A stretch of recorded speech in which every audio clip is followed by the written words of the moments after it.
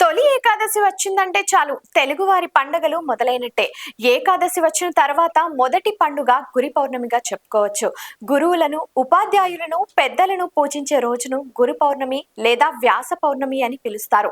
హిందువులు ప్రతి సంవత్సరం ఆషాఢ శుద్ధ పౌర్ణమి రోజున గురు పౌర్ణమి జరుపుకుంటారు. ఈ రోజున గురు పూజోత్సవం జరిపి గురువులకు కానుకలు, బహుమతులు సమర్పించి వారిని సత్కరించి వారి ఆశీర్వాదాలు తీసుకుంటారు.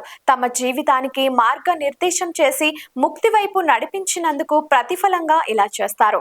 గురువుల పట్ల ఇదే గౌరవం అన్ని వేళలా పాటిస్తున్నప్పటికీ ఈ రోజు వ్యాస మహాముని పుట్టినరోజు కాబట్టి ఈ రోజుకంతా ప్రాధాన్యత ఉంది. ఈ రోజున చాలా మంది ప్రజలు రోజు పొడవునా ఉపవాసం ఉంటారు. సూర్యోదయం వేళ ఉపవాసం ఆరంభించి చంద్రోదయాన్ని చూసిన తర్వాత లేదా సాయంత్రం పూజలు ముగిసిన తర్వాత ఉపాసకులు ఆహారం స్వీకరిస్తారు. హిందూ మతంలో గురువును భగవంతునికి భక్తునికి మధ్య సంధానకర్తగా భావిస్తుంటారు.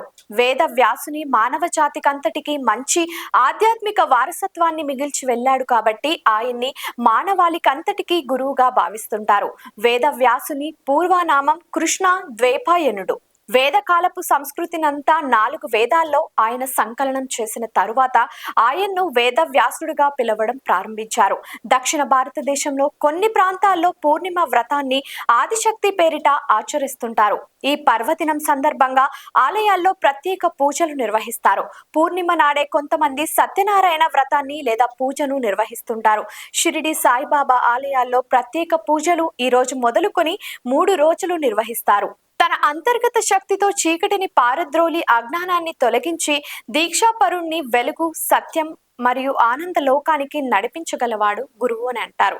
తండ్రిగా ఆయన రక్షకుడు, తల్లిలాగా ఆయన కొత్త జన్మనిచ్చేవాడు, స్నేహితుడిలా ఆయన తన శిష్యులకు సుఖాన్ని ఇస్తాడు మరియు వారి ముఖాల్లో ఆనందాన్ని ఇస్తాడు. బృహస్పతి గ్రహం వేదం జ్యోతిష శాస్త్రంలో బృహస్పతి గ్రహాన్ని సూచిస్తుంది.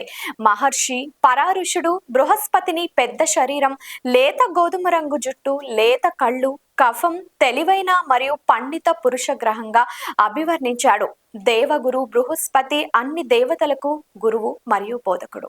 లైక్ చేయండి, షేర్ చేయండి, సబ్స్క్రైబ్ చేయండి. మరిన్ని వీడియోల కోసం బెల్ సింబల్ పై క్లిక్ చేయండి.